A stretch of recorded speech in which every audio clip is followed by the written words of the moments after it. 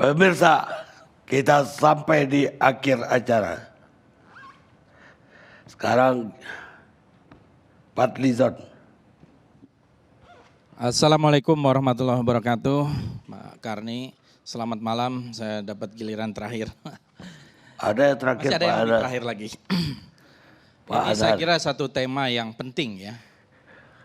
Karena berbicara sebuah tragedi nasional yang besar, setidaknya adalah ada 2 kali Partai Komunis Indonesia mau melakukan kudeta. Bagi saya jelas PKI itu mau melakukan kudeta di tahun 48 dan di tahun 1965. Nanti saya beberkan bukti-buktinya dengan jelas. Apalagi sudah ada TAP MPRS nomor 25 tahun 66 dan ada juga Undang-Undang nomor 27 tahun 99 yang jelas-jelas di situ mengatakan bahwa Partai Komunis Indonesia dibubarkan karena mau merobohkan negara Republik Indonesia. Jadi sebetulnya tidak ada kontroversi di situ.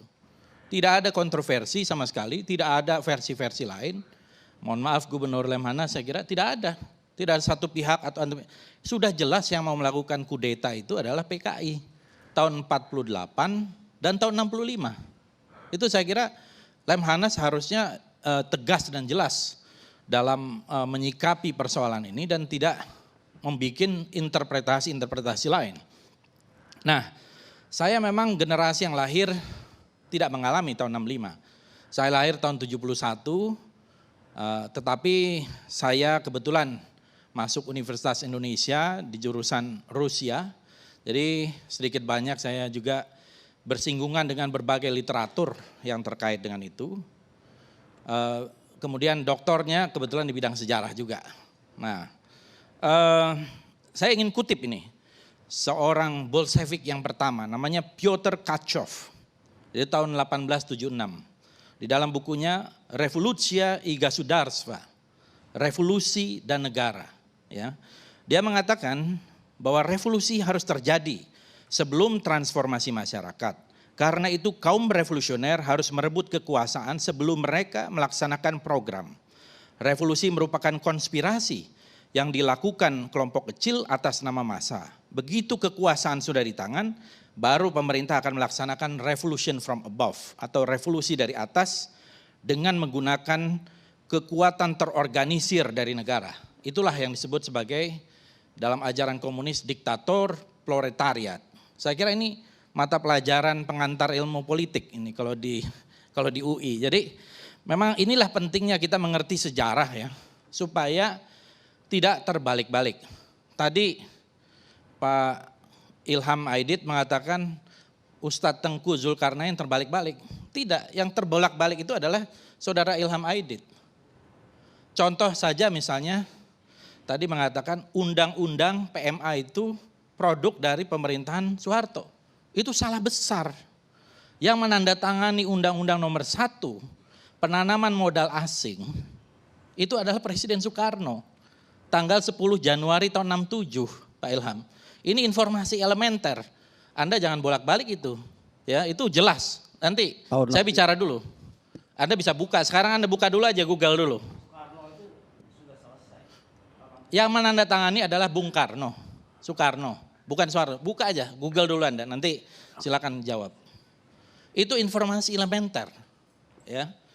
Kemudian tahun 48, kalau kita lihat, saya meneliti tahun 48 itu dan saya bukukan nih. Kesaksian korban kekejaman PKI tahun 1948. Ini atas anjuran dari PAUD, Kiai Haji Yusuf Hashim, putranya Hadratus Syekh, Kiai Haji Hashim Asy'ari. Ini tokoh besar NU. PAUD ini adalah sahabat saya.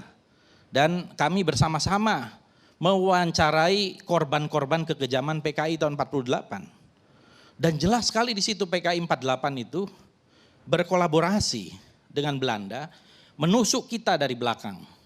Ketika kita bersiap-siap menghadapi agresi militer Belanda yang kedua, yang kita sudah antisipasi waktu itu, Soekarno, Hatta dan tokoh-tokoh bangsa mengantisipasi, tiba-tiba 18 September, tentu dimulai dengan kerusuhan-kerusuhan di Solo dan Jogja, dideklarasikanlah Soviet Madiun dan dimulai dengan pidatonya Musso. Musso sebelumnya datang, dibantu oleh Belanda, bisa masuk ke Indonesia. Itu ada sejumlah tokoh, ada Musso, ada Suripno, ada Tan Ling Ji, dan beberapa tokoh lain, Maruto Darusman, masuk ke Indonesia. Kan kita masih dalam suasana revolusi ketika itu. Kalau tidak ada izin Belanda mana bisa masuk. Kemudian berita-berita tentang Musso ini juga didukung oleh Belanda. Dan ketika ada dikejar para pelaku 50 orang di sebuah tempat, dilindungi juga oleh tentara Belanda. Jadi memang PKI ini penasaran sebetulnya. Karena PKI kalau kita lihat sejarah tidak ikut terlibat di dalam proklamasi kemerdekaan Republik Indonesia. Tidak. Yang terlibat adalah tokoh-tokoh nasionalis dan Islam. Ya, PKI waktu itu ilegal, tidak ikut terlibat. Makanya mereka penasaran. Di awal-awal dulu PKI mengatakan proklamasi 45 itu adalah revolusi yang gagal, revolusi borjuis. Mereka mau mengoreksi itu. Maka kemudian datanglah Musso dari Moskow, mau mengoreksi dan membuat sebuah manifesto Jalan Baru untuk Republik Indonesia.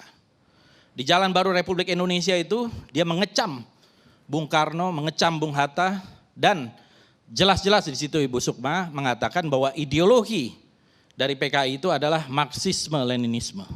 Baca buku Jalan Baru untuk Republik Indonesia. Itu Marxisme-Leninisme, bukan Pancasila. Nah, kalau kita lihat di situ kemudian Soekarno Hatta langsung membuat sebuah pidato. Pidatonya Bung Karno hebat sekali waktu itu. Bung Karno mengatakan bahwa ini adalah gerakan untuk kudeta, mengambil alih Republik. Dan Bung Karno menyatakan di akhir, pilih Soekarno-Hatta atau pilih Musso. Kemudian Musso menjawab, ini disinilah pentingnya sejarah. Musso menjawab dengan menghina Bung Karno berkali-kali.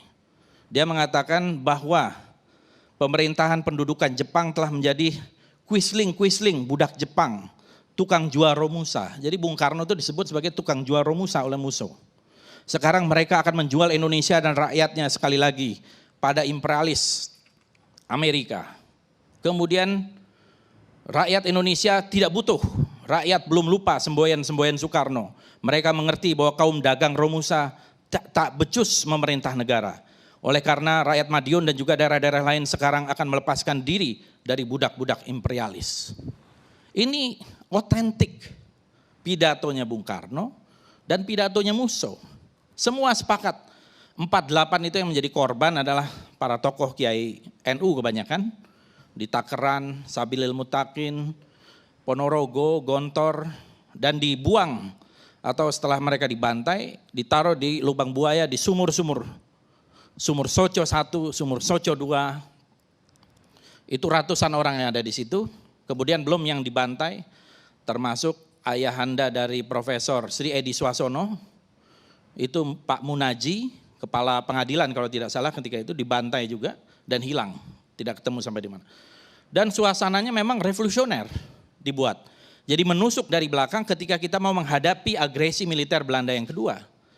Nah akhirnya kemudian karena ini adalah sebuah kudeta dan kemudian kita menghadapi agresi militer Belanda, tentu tidak tuntas penumpasan itu.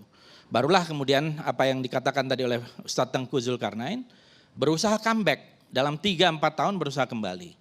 Tahun 54 bahkan, PKI dalam Kongres kelima, itu membuat sebuah program yang namanya metode kombinasi 3 bentuk perjuangan.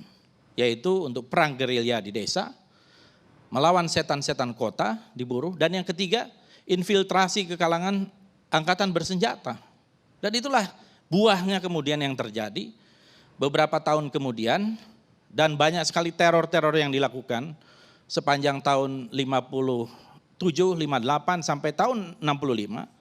Ini juga saya menerbitkan bukunya, Lakon Politik Che Guevara Melayu, ini dari Pak Ridwan Saidi, dokumentasi teror PKI tahun 55 sampai tahun 60. Dan kemudian kalau kita lihat di dalam Harian Rakyat, ini saya bawa fotokopian Harian Rakyat 2 Oktober. Ini tidak bisa terbantahkan, Harian Rakyat ini punya PKI, yang memimpin adalah Nyoto. Ini koran resmi PKI, 2 Oktober. Editorialnya menulis tentang gerakan 30 September.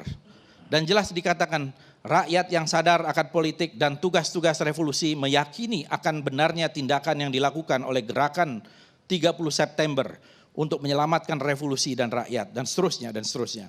Kemudian di karikaturnya ini ada Minggu, Senin, Selasa sampai Sabtu. Ini hari Kamis, Jumat, 30 September dan 1 Oktober.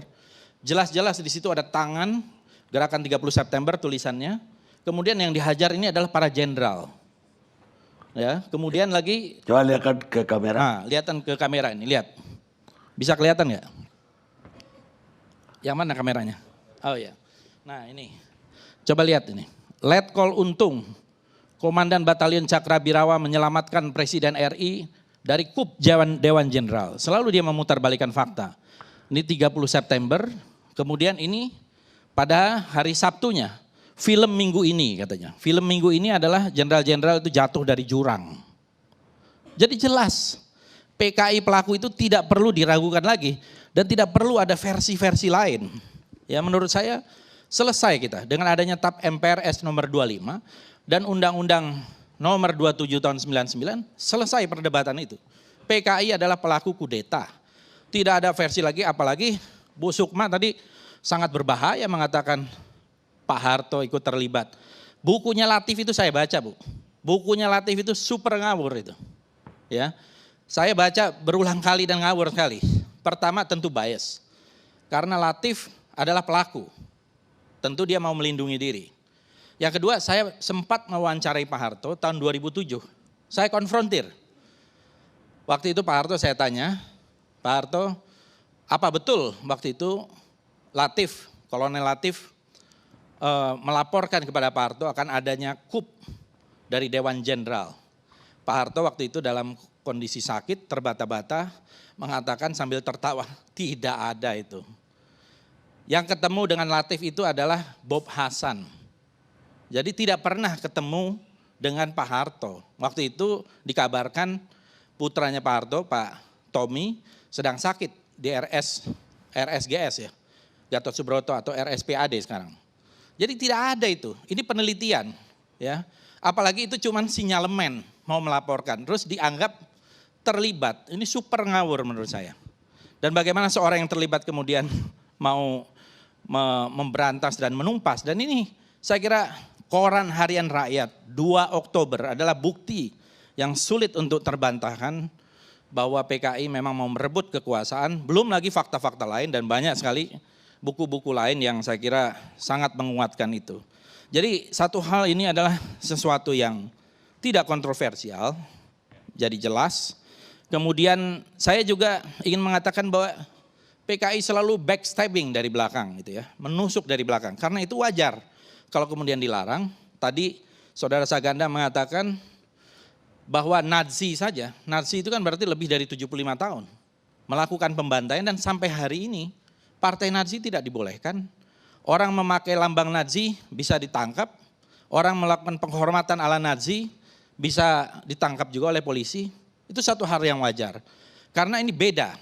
Tadi kalau dikatakan ada ekstrim kanan, ada PRRI itu sama sekali beda dengan PKI. Karena itu tidak pernah melakukan kudeta.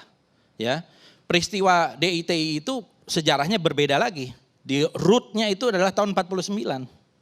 Itu bukan kudeta. Dia belum masuk di dalam pengakuan kedaulatan ketika itu. Itu kita bisa diskusi panjang sendiri tentang hal itu.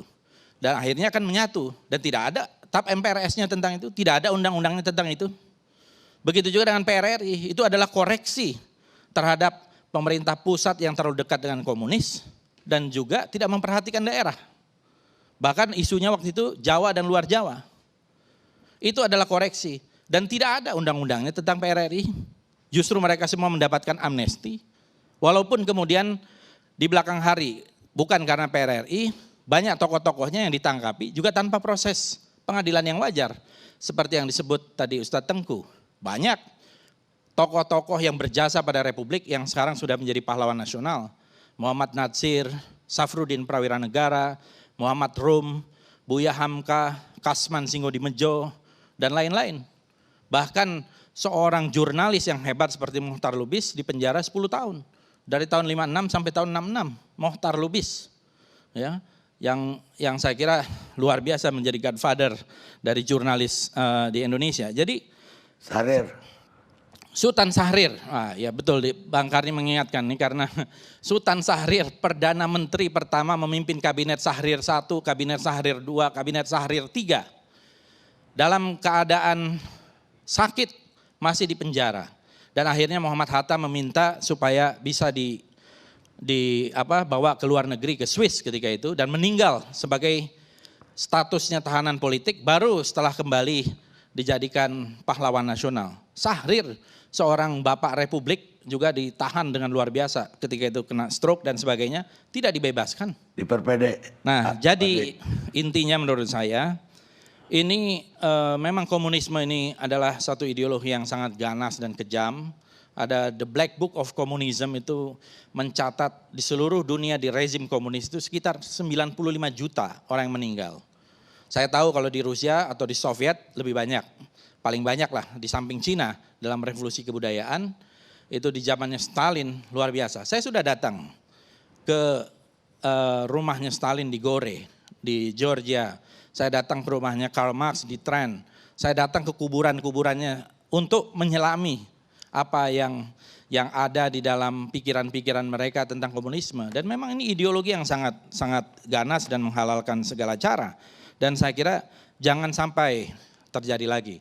Di Kamboja juga, itu saya datang ke namanya Cheong Ek sama S21 Prison Camp, Killing Field.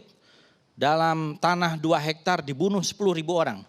Jadi pembantaian yang dilakukan oleh rezim komunis seluruh dunia itu 95 juta orang menurut buku The Black Book of Communism. Jadi jangan dialihkan. Seolah-olah ini tragedi ini adalah tanggung jawab semua pihak. Saya tidak sependapat dengan Pak Agus ya. Dari Lemhanas, saya kira itu bukan tanggung jawab semua pihak, itu tanggung jawab PKI yang melakukan kudeta. Kemudian terjadi retaliation, itu oleh rakyat. Apakah menurut Pak Agus ini dilakukan oleh negara? Apakah ada bukti-bukti yang melakukan itu negara? Saya kira masyarakat ketika itu dalam posisi dibunuh atau membunuh, gitu ya.